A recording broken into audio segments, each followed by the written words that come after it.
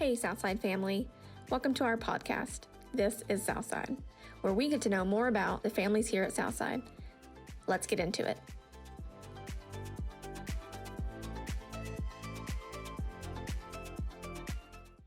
Welcome, Grant and Amy. Thanks for being on the show with us today. We are in our series of Meet the Elders and Their Wives. We would get all the kids here, but they're all in different places, right? Because they're all grown now. I saw Drew when he was here for Easter, thought it was Asa. Like, I was Rhino, like, right? Wait a minute.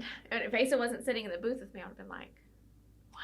And he cut his hair off? Uh-huh. So they look a lot alike. Yeah, from behind, we Even to their mother. Yes. Have to do a double take sometimes. Yes. But yeah, it was nice to have them home. So let's start with who you guys are. Where did you guys grow up? Grant? Well, I grew up in southeast Oklahoma. Went to grade school in Clayton, and then right before my freshman year in high school, we moved to Valiant, Oklahoma, which is further in the southeast corner. Mm-hmm. My dad was in the sawmill business, and he's in the fence post business, so I grew up in those out in the boonies. Amy? I grew up mostly in Kansas, a little bit in Oklahoma, a little bit in Missouri. My dad was a high school teacher and wrestling coach, and so we moved from place to place for that. Did you go to a lot of mostly different schools? Kansas. I did. I counted it up one time, and I lived in 21 houses or something like that wow. at that point and counting, and gone to lots of different schools. But That's a lot. yeah, so that's why It's almost like we've an stayed Army in brat, one but- place But now. a high school coach brat instead of an Army brat. You're just moving all over the... So what would you say your favorite place was that you lived? I don't know that I have a favorite. Probably a little town in Newkirk. I had cousins that lived there, and that was just a fun Closer to time. family. Fun time in my life when I was younger. Yeah. So how did you guys meet? Well, we met in college at Oklahoma State. And Hey, that's a new one, because most of the time it's Harding. Well, When you talk to people here, it's Harding. yeah, well, we went to Oklahoma State. We had kind of met each other, but we really we had been around each other some, but really hadn't met until a Halloween party, and we were both in disguise. What were you? Tell us. He was Tom Cruise. Top Gun. Harry thought he was. And she was this little Pocahontas Indian princess. Oh, perfect. That's perfect for you. Oh, it was beautiful. Yeah, that's perfect. And how old were you guys? I was Freshman. a junior in college, Okay, so early 20s. I was 18. Oh, I- late. Barely teens. 18. and I was 20, just about to turn 21. Nice. And how did you guys start dating? Did you ask Pocahontas out, or was it that night? Well, actually, at that party, we ended up staying at the University Center, watching movies all night with a group of other students, and ended up staying there all night until 5 a.m. or so. And he invited me to his apartment to cook me breakfast, and so we had breakfast together, and then both of our parents came into town for the homecoming football game, and yeah, it was a very busy weekend. But And how long did you guys date before marriage? Almost 2 years. almost 2 years. Almost 2 years. So you married pretty young. I did. I was 20? barely 20. Yeah. Mhm. Nice. And so that's been how long? Showing your Almost age. 32 years. Almost 32 32 years. years. Nice. This summer will be 32 years. And how many children do you guys have? I'm sure 4 a lot of now. people know this. We have Well, yep. no, we have 3. Kate, who's 23, and her husband Turner, who's 22. No, he's 23 also. He just had a birthday. Drew is 21, and Asa is 16. Drew will be 20. Drew's almost 21. Yeah. Kate's an accountant, and Turner is in physical therapy school, and Drew is a sophomore at Harding, Mm-hmm. and Asa is a sophomore at Lifeway. What is Drew going to college for? He's studying biomedical engineering, and probably go to med school. I think that's what his thoughts are. So like long term to be a MD or? Yes. Okay. Yeah, be an MD. he says maybe a dermatologist. Those are big dreams. I like that. Yeah. And Asa, I didn't realize there was, I guess, that much of an age difference between Drew and 4 Asa. years. Yeah. And Asa's one of a kind. I don't know who doesn't know Asa. And all the stories of Asa-isms, as you guys call them. Yeah. He's a hoot for sure. Very witty. And what were your guys' career? Well, I'm a dentist, and again, we met in school, and we got married after my freshman year of dental school, and right as Amy was starting her program. I went to school for occupational therapy and worked for 20-something years, full or part-time. And then it's been several years since I've retired, so to speak, I guess, Yeah. or decided to spend more time with kids and had the privilege of being able to stay at home with them. And now I spend some time doing volunteer work as a CASA advocate and trying to be involved with ACE's school. Since it's the last kid. His activities, yeah. Yeah. And besides your careers and kids, because they take up all the time, what are your hobbies outside of that? What do you guys like to do? Well, I like to go fishing, and that's a big one for me.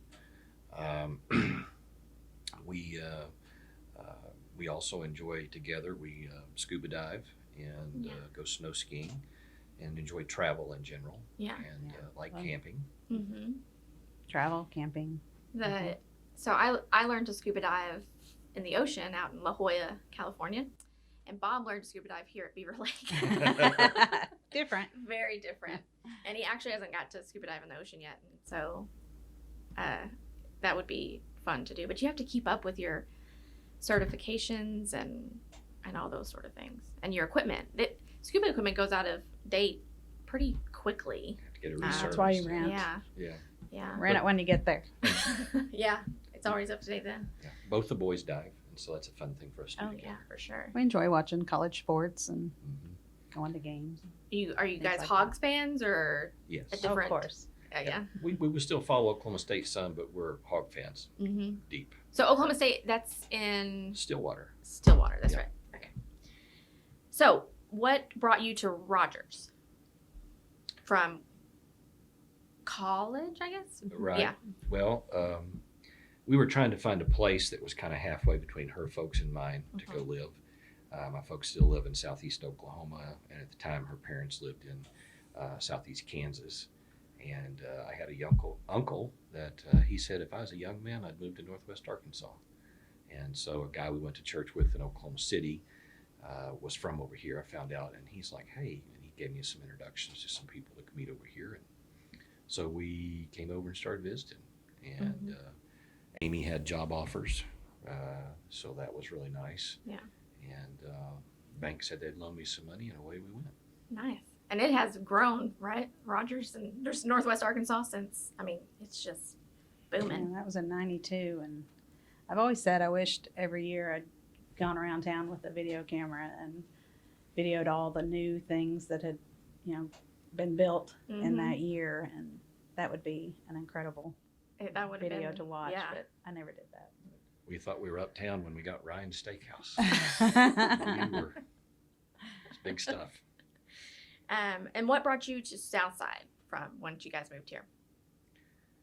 Well, we started when we came over. We visited several different churches, a couple different churches, and it was really interesting. When we came to Southside, we were just welcomed. We told folks we were asked what we're doing here, and said, "Hey, well, we'd love for you to come be a part of us. Come be here." And I remember Jackie and Judy Coffey and Doug Carmichael all came up to us. And the very first Sunday we were here, we walked into Bible class, and Jackie said, "Well, it's good to have you guys back."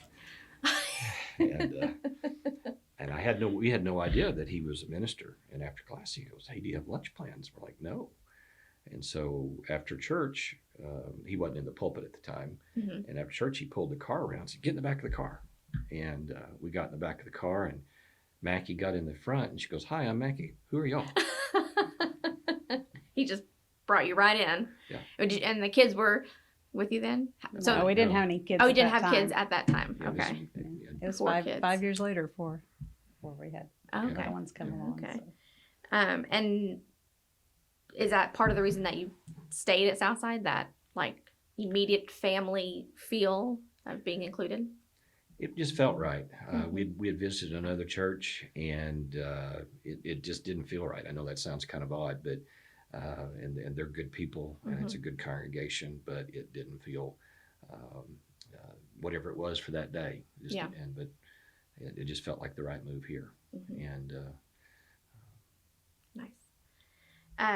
And how did you guys start getting involved with Southside? You're volunteer. Were you in the children's ministry? Did you teach class? How did you guys get involved? Well, over almost 30 years, we've done it a little all. bit of everything. I taught in the toddlers class for a couple years, helped with Bible hour and just in the children's ministry in various ways. We've taught the Department 56 class for a little bit. a while. We've facilitated the Growing Kids God's Way the parenting class. several sessions of that. Just You were involved in here the and there. women's ministry, doing some of the ladies' stuff. The first initiating some of that. First class I remember getting active in was someone asked us to ask Doug Carmichael how to teach 5th and 6th grade boys on Wednesday night, and we didn't either want to have any kids at the time. Great choice. Well, but that's a good. That's one of those things. Like, how do you teach kids if you don't have kids? But I think that there's benefits to either or. There's benefits to having kids and teaching kids because then you kind of know their mannerisms and stuff. But then there's also good in that ignorance of it because you can. She can be more patient. Yes. And have a little more energy sometimes. So for sure. And then Grant's been involved in some of the Honduras mission trips through the years. And you went as a dentist to do the dental work. I went to Mexico City once for that. Several trips to Honduras. Yeah. And did you become a deacon before you became an elder, or were you? Yes. Yeah. Yeah, I was kind of involved with involvement, but it was my title as a deacon. But just trying to make sure we saw people and we see new people, try to help get them involved. Yeah. And connect them to somebody and still introduce them. And so one of the things I still try to do is we see somebody new, try to point them out to somebody else, point somebody else out to them and have them go greet them and say hi to them. Yeah. And trying to point out somebody new is even harder now that we wear masks every Sunday. Like, there are people that I know that I don't recognize because half of their face is covered with a mask. So it's good to be able to, that's good skill to be able to still point them out. Sometimes. Okay, so when did you become an elder? 2008, we believe. Okay. Best we can remember. And what led you to that role? Well, I was asked if I'd do it. My dad had served as an elder, so that's something that had been on my mind that might be a way that I could be helpful. And the reason that I said yes was I felt like maybe I could help. That's basically it. Yeah. And so since you've been an elder for a little while now, what would you say any common misconceptions are about elders, as far as like one that I've talked about with other elders is you have to be perfect to be an elder. Like blameless, which is very high standard. But obviously that's not happening. That's not the case. Yeah. That's not happening here. I think one of the misconceptions sometimes for folks is that they think that, especially here at Southside, that it's a misconception that any of the elders need this for their own validation or their own worth or because they want to be in control of anything. I think any of our elders would resign in a heartbeat, but only are there because they hope they can help As a and servant. as a servant. Yeah. And I think even a misconception that in our language sometimes we call the words leaders, and I think that's really not very as helpful as really we should say we're shepherds. It's a different model, it's a different idea, and I think that's a misconception sometimes for folks. Yeah. It feels like a big role. And it is a big role, but it's maybe not as intimidating as, well, I don't know. It probably is intimidating, but shouldn't scare people off too much. Right. And I think sometimes people have been very anxious to come visit with us at times and feel like, like this was the principal's office or something of that nature. And they usually leave surprised going, oh, they just want to listen. They care. Yeah. It's not those things. Yeah. And Amy, how did you feel about Grant being an elder? Was that something, how did you feel about becoming an elder's wife? Intimidated. Mm-hmm. Maybe like I would be put under more scrutiny. Mm-hmm. And I kind of like to operate in the shadows and behind the scenes and not be In the spotlight? in the spotlight or have people watching me per se. But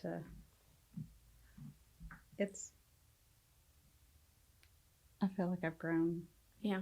It's forced me to grow and be more open in some things. So. And so what advice would you give to the incoming new elders' wives? I would encourage them to listen, kind of be a sounding board for their husbands and not ask too many questions, not bombard them for a play-by-play of, everything that's going on. I mean, there's things they're not able to share, Mm-hmm. and they take very seriously keeping people's confidence and respecting privacy as much as possible. So just try to be a support, but not meddle, Mm-hmm. too much in things. I kind of feel like my role is to provide, quote unquote, domestic tranquility, to keep things calm and organized Mm-hmm. at home and in our family life as much as possible, so that he can have the energy to deal with relationships and issues that need his spiritual attention, and give him a safe place to recharge, at home. I like that. That's good. Recharge. So there's always major changes happening, and even small changes, just changes happen all the time. And how do you deal as an elder with those sort of situations here and at the church? It feels like, from kind of an outsider looking in, that it feels we've been through a lot lately or in the past years, and how do you, what's your philosophy on dealing with that? Well, I think sometimes I've thought, and someone else shared this with me, that if the health and the success of the congregation was measured by how few things were going on that needed our attention, and I don't think that's necessarily an accurate way to look at that. But I think one thing that I have to tell myself is that Jesus said he came for the sick. Well, that means Satan has come for the healthy. Mm-hmm. So that whenever we see some of these things, when we see things that have been hidden for months or years and they come to light, it seems like the worst possible time. I think it's Satan that's attacking us. Mm-hmm. And we have to realize, and I would do better about this, I'm getting better about this, that the change is always part of the story in some things, and that God's hand is in it, and we have to trust that he will lead us through that. And that's not easy or pleasant, But I think the main thing is to realize some of these things are just from Satan attacking us. Yeah. I've seen it several times that this route but that's when he's going to attack. And that God, when you think about Romans 8, where he says he can work all things for good, he works in all things for good. Doesn't mean that they'll be good, but he can work good from it. So Yeah. I have to lean on that and lean into that. And the waiting game is the hardest, because eventually you will see what this was all about. Right. But getting to that point faithfully is hard to do. It is. It's hard. It is. In my Yeah. BSF Bible study class right now, we're just finishing looking at the story of Joseph, going through Genesis, and the fact that that took 20 years for that to play out, to see why did some of those things happen. And in retrospect, you can see good that has come along the way, and how God has guided good things to come from hardship. But sometimes I find myself really kind of moving through the stages of grief, Yeah. just as if someone had died, or you have suffered a major loss, which sometimes we have. And, and all of those, 5 or 6 stages, can and it's not be just experienced, and I move back and forth through them. And you times. have to, I mean, as a family, when you go through a loss, you're dealing with it with your family, and it's the same here, but the family's on a very large scale, and being able to go through all those stages of grief with everybody, which is kind of like the job of a shepherd, right? That's tough. And I think it's okay. I think it's really important that we do go through that grieving at times. We don't have to feel ashamed of that, or feel like we're not being faithful if we mourn. And because there's plenty of that in the Psalms and what have you, where we can declare we're upset and we're mournful of those things. But I think that's good. I think we need to do that. Yeah. Each stage of the grief is is important in its own way. I also draw on, I've shared this before, but not with everybody at church, but probably too many people have already heard it. But my dad lost his job in 1975, got fired. And I remember him, by the time I was in the middle of college, I'd seen him cry twice, and that was one of them. And it made a big impact on me. I was a second grader at the time.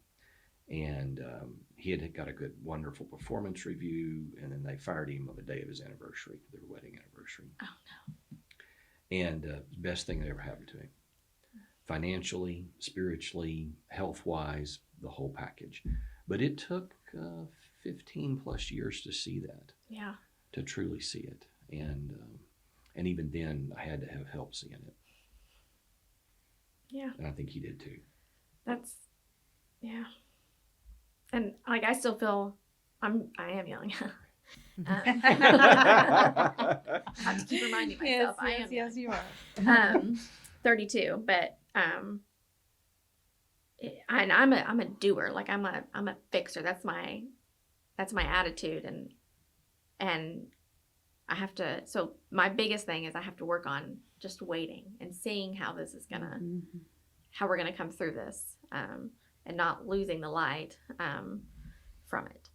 So one thing that has affected, I mean, each church has their own individual challenges, but something that has affected everybody is COVID. And how has that affected, how has the eldership had to adapt to that with the church? Well, one thing is we did Zoom, just like everybody else has, for part of that. I think it's actually been a blessing in some ways, because we've gotten a little more efficient in some of our texting and emails and this type of thing. But we're having to adapt to what does the new future look like, and any of the safety things that we've encouraged is for the blessing of the body, not to be restrictive or harmful to anybody. But that's something I never thought we'd ever deal with, was health concerns, that would be part of something we'd even have to comment on. Yeah. And it's definitely I wouldn't say unprecedented because we've had a pandemic before, but not for a Us. long time. Not for us. It's 100 unprecedented years. for me Yeah, and us, and so yeah, you're right. it's been it's still we're still learning. We're still in it. I mean, I was talking to somebody the other day and they were like, we really thought that once 2021 got here, it would just Go away. disappear. Yeah. And here we are. It hasn't yet, but it feels like it's getting better.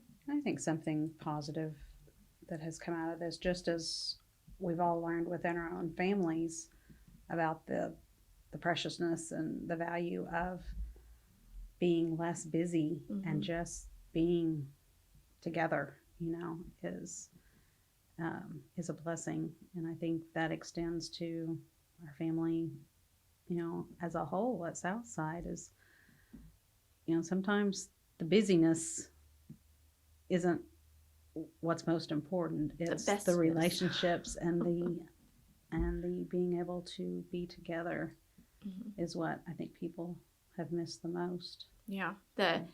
I remember when COVID first started and we thought it was just going to be like a 2-week thing, and then it ended up not being. And, I thought this is God saying, you need to be at home with your family, focusing on that instead of everything else that gets in the way of your life. But of course, people still have to work. Yeah. even in a pandemic. But now we know that you can work from home. I mean, Bob, my husband's been working from home since it started. And so now they realize you can be just as efficient worker and productive working from home. And so that's been good because Bob hates leaving the house. But there still are things to learn of why COVID happened and what church is like moving forward from that. So what were your goals as an elder for Southside? Well, I didn't have any specific goals or things of this nature. I think I just wanted to be a blessing and helpful. Now, there is a place that I think when you talk about that, you mention goals and things of this nature. We all want to be doers, or a lot of us do. We want to be fixers. We want to doers. We want to have those check marks, knowing that we're making a difference in the world, that our life has value. And all of us are tempted by that to some extent, some of us more than others. Myself. Even whenever in 2009, 2010, whenever the opportunity came to start the Flagstone congregation, Amy and I really wanted to be a part of that, and were. And there was deep in our heart that there was jealousy of what all the bus ministry had done here at Southside. There's great stories of the camaraderie and the togetherness that they experienced, and the difference that they made in people's lives. And we wanted to do something like that too. And I think sometimes, though, that's God's like, it's not about you. Yeah. And that was kind of a lesson for us. And Flagstone's doing great, and we ended up coming back here. It's been good for everybody. But I think sometimes the goal setting can be a little bit challenging. Yeah. Yeah. What kind of goal? I mean, because you have to kind of think long term, but you also have to think big picture and today. Yeah, today. Yeah. Yeah, because today is what we have. Yeah.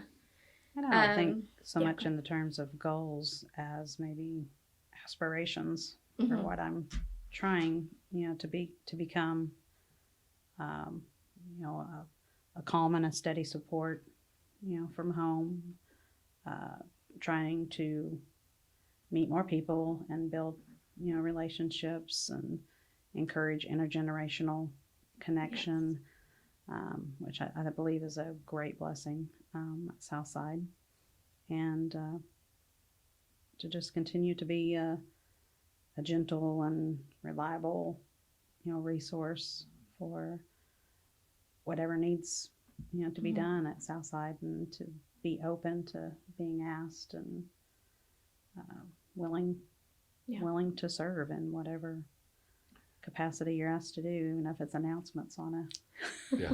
on screen. Yeah. So, And, you talk about, I guess I do have some, maybe I would, one of my passions or one of the things I would like to hope that we will be more and more of is more and more of a family. I think God called us to be the better place, not to go fix the world. We're called to be a community of people that share life together. Nowhere else that I know of, except for in the church family, do we have such diversity. We have young people, old people, rich people, poor people, people that are liberal, people that are conservative, and we all come together and under a common goal, a common purpose. Yeah. Yeah, common connection, common purpose, that we're here to glorify God. Our purpose is to glorify God. Yeah. And I think that the more that we are able to realize that does fulfill our calling, it takes some pressure off of us, and it gives us something to invite people to, don't necessarily just, hey, come to church with me, come share life with me. Yeah. And I think that's a great invitation that I hope that I think it's been the DNA of Southside that has made Southside such a blessing to the community and to its people. But I hope it's more and more, because that's our continues to be our DNA. Yeah. What would you say, as a whole, a highlight of your time here at Southside? And Amy, yours as well. Any last kind of thoughts about Southside? No pressure. Well, if I have something I look back on as I think about just all the funny stories and things I've done together with people here, from helping people move. There's some great funny stories about that. Float trips on the river. Mm-hmm. Somehow there were some people in our group that one time that turned a canoe over and lost all the car keys. Oh no. But Oh, no. Doug Carmichael and I have been forgiven for that, so it's moved on. But I think about those things, about lunches with friends, just So the relationships you've a lifetime of memories. Yeah. Yeah. I can't imagine doing life without that. Yeah. I didn't grow up in the church, but now and I do work for the church, so that adds a separate thing. But even it's like my life is church, and my friends are church friends. My family is my church family. Like that's who my family is my church, and I like that. Yeah. Yeah. Well, any last thoughts? Anything you'd like to say? So interesting fact about the Fowlers Uh-oh. and my family. So small world, right? Where you grew up in Southeast Oklahoma, went to the same school that my in-laws, who also go to Southside, Don and Lisa Craig, went to. They knew your dad and your whole family, and you're part of the reason they found Southside, which we'll get to that when I interview Don, but it's such a small world, right? It is. And, Don and Lisa, both families had siblings that matched the siblings in my family very closely. Mm-hmm. And Lisa used to spend the night over at our house a good bit. She said that you guys would pick her up to go to church, or I think she would ride with you guys to church or something. Yes, I believe that's right. Yeah. She was on the way. That's right. Yeah. And then one Sunday, I remember I looked down the aisle or looked down the pew, and I saw them, and they saw me. And was like, "Well, what are you doing here?" I'm like, "Well, we live here." Yeah. And so, but yes, they were long-term connection. We all went to church together, small The Clayton Church congregation. of Christ, Yeah. I've visited there several times when we go down there to visit, because his parents still live down there. So yeah, it's funny how that works out. Mm-hmm. And like Don Noblin, who I'm going to interview, there's a connection. He worked with my parents. Yes, that's right. Like- You told me that. I forgot that. Just how those things work out just makes it feel more like you're meant to be here. So, well, thanks for coming on the show, guys. It was great to interview you, and I hope everybody gets to know you better through this. Thank you. Thank you, Ocean. Thanks for all your Appreciate hard it. work here. Thanks. Thanks for listening. We'll see you next time. You can find more episodes by visiting our website, our YouTube page, and our app.